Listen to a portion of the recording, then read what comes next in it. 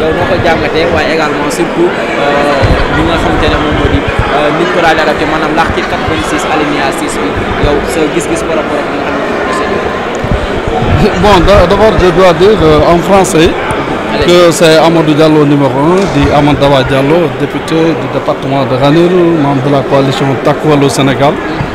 Je dois dire que nous sommes restés sur notre faim, tout simplement. On nous sort le projet de loi de finances initiale 2025. Le rapport est lu par le rapporteur général du budget.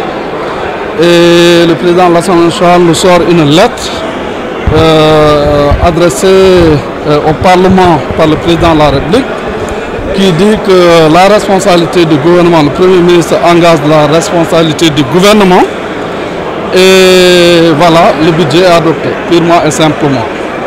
Nous, députés de cette 15e législature, nous venons d'être au courant déjà de l'existence de cette lettre. On ne nous a jamais informé de cette existence.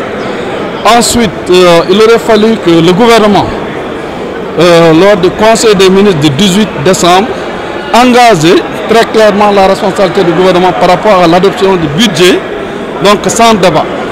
Cela n'a pas été. Lisez le compte rendu du Conseil des ministres du 18 décembre, vous ne verrez pas un mot relatif justement au projet d'engager la responsabilité du gouvernement pour l'adoption du budget sans débat de 2025.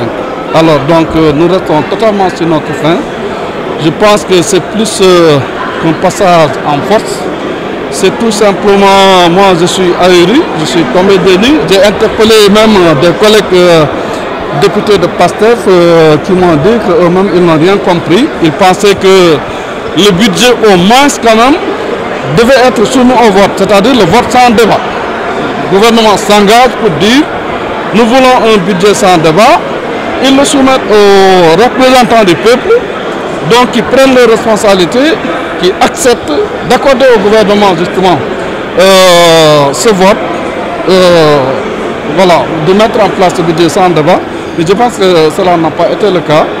Et nous restons tout simplement sur notre fin. Je pense que quand on parle d'Assemblée nationale de rupture, ça commence très mal à mon avis. Je pense que la moindre des choses, c'est de respecter le peuple sénégalais, les élus sénégalais qui représentent le peuple, pour au moins se soumettre quand même le projet de budget sans débat de vote, sans débat aux députés. Ils ont une majorité, de toutes les façons ça aurait pu passer. Et donc on lit une lettre, on dit le budget adopté par qui? Le gouvernement ne peut pas adopter du budget. Le budget en général est adopté par l'Assemblée nationale. C'est l'Assemblée nationale qui vote le budget. Donc il aurait pu solliciter respectueusement les élus du peuple pour leur dire, compte tenu des impératifs de temps que nous n'avons plus le temps d'aller en plénière, nous vous sollicitons pour mettre en place le budget. Chaque député aurait pris ses responsabilités pour mettre en place ou non, pour voter ou non. Je pense que c'est ça la difficulté. Tout le monde est ahuri, donc vous verrez, aujourd'hui, les gens vont débattre de ça de fond en comble, mais c'est très clair que voilà, on est totalement atterré, sincèrement. C'est ça, en tout cas, moi. Le gouvernement a invoqué l'article 86, alinéa 6 de la Constitution. Comment vous interprétez cet article puisque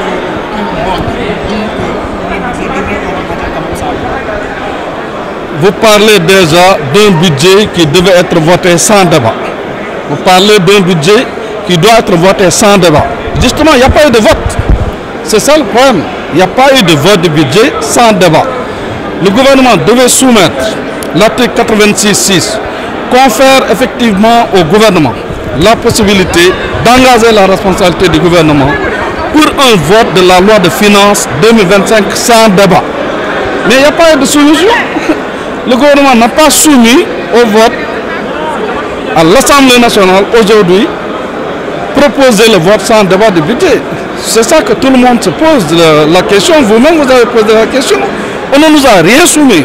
On nous a lu une lettre du ministre, du président de la République, lue par le président de l'Assemblée nationale, et il a dit que le budget a été adopté.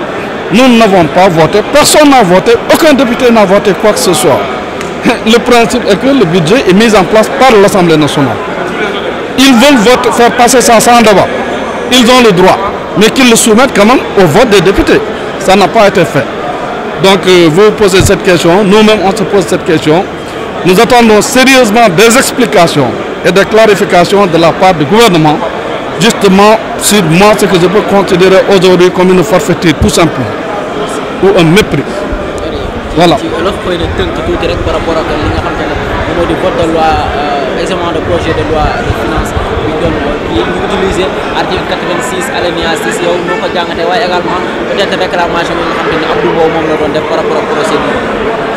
waaw xam nga fii moom li fi xew tey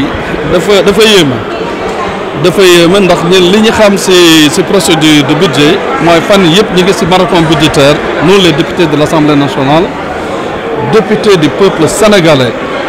Donc man maa ngi tudd Amadou Dawa Diallo donc député du département de Ranérou en même temps membre de la coalition Takku Wallu li ma ci bëggoon wax mooy tey ñëw nañu lire nañu compte rendu par le rapporteur général de la commission des finances lire nañu compte rendu bi ça n'a pas été soumis en discussion kenn discuté wu ko après président assemblée nationale génne benn bataaxal bi jóge ci président de la république ne lire lettre bi ba pare ne adopté nañu budget bi félicite gouvernement bi loolu daal moo fi xew ñun on est resté sur notre faim. J'ai même interpellé naa sax suma naataango Pastef waa Pastef ñu ne ma ñoom comprendre nañ ci dara ñun dañu foogoon ne budget su ñëwee même su fekkee article 86 alinéa 6 constitution Sénégal may na premier ministre mu engage responsabilité du gouvernement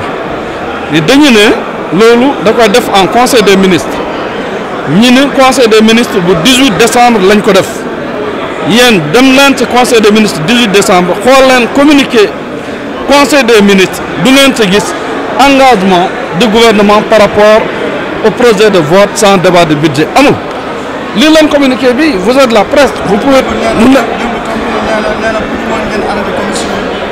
non du question non attends kon kay c'est du banditisme ak yëfu bande la finalement bëgguloo ñu arrêté commission mais moom dañuy wax ñoom assemblée de rupture assemblée dëgg moo fiy dox si réew mi dañuy respecter charte réew mi respecter loi yi respecter règlement yi léegi moom lan la def galgal la def ana premier ministre ana galgal nga xam ne moom c'est lui qui est chargé de faire respecter les lois et règlements de ce pays su fekkee moom mooy galgal gis ngeen affaire bi alors yëf yi dafa pour man dafa yomb lu leer la ñëw nañu lire nañu lettre nee nañ budget adopté nañ sans débat man dama jàpp am nañu majorité lan la ñu daw am nañ seen majorité écrasante nañu ñëw soumettre aux députés ne dañu ñaan compte tenu délai bu gàtt bi temps bi daf leen xoj amuñu temps dem plénière mais nañ ko soumettre aux députés au moins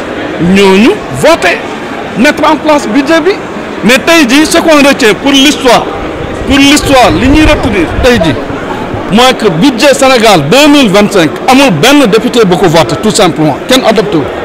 mais y a eu engagement wu gouvernement bi kii di premier ministre moo ko daal di porté. waaw mais engagement gouvernement mais tey ñun tey la ñu génneel benn lettre liiral ñu ko ne adopté nañu budget bi mais tey personne n'est au courant man yëguma en tant que député suñu président groupe parlementaire je l'ai interpellé tout de suite maître Aïssata Tall Sall mu ne ma tey ci suba la yëg ne lettre bi am na léegi loolu loo si mën donc budget bi moom. yéen da ngeen doon xaar kon le premier ministre boppam ñëw. non premier ministre non seulement dafa ñëw parce que dañu ne mooy engagé gouvernement ministre des finances dafa mën a engagé gouvernement mënul engagé gouvernement parce qu'il n'est pas le chef de gouvernement. et la lettre du premier ministre. mais la lettre du premier ministre amul njëriñ xam nga lu tax amul njëriñ su fekkoon dañ ko discuter woon dans les règles ñu jot ko dans les règles député bu nekk jot ko les 2 jours francs ñu ñëw fii ne soumettre nañu budget bi à un vote sans débat nit ñi vote député yi voté may leen loolu parce que sénégalais aussi on est des responsables que ça soit de l'opposition ou du pouvoir moi je pense que le plus important c'était intérêt réew mi la ñuy jiital mais quand même nañu respecter les formes et les procédures qui ont été totalement violées par ce régime-là. Là, on ne peut pas comprendre. Vous-même, vous êtes resté sur votre fin, vous des médias. Si on dit le budget est voté, mais nañ ko voté au moins symboliquement. Mais là, pour la première fois, Sénégal danañ exécuter budget bi nga xam ne Assemblée nationale voté wu ko loolu la ñuy jàpp en conclusion loolu nag je laisse les débatteurs les juristes les journalistes les médias donc discuter sur ça mais loolu moo am aujourd'hui budget bi nga xam ne kenn adopté wu ko kenn voté wu ko moom la ñu nar a exécuter tout simplement en 2025 voilà. jërëjëf. jërëjëf.